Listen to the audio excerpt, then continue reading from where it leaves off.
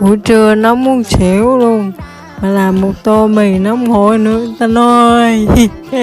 Đập thì đập luôn, phê bao mồ hôi luôn nha.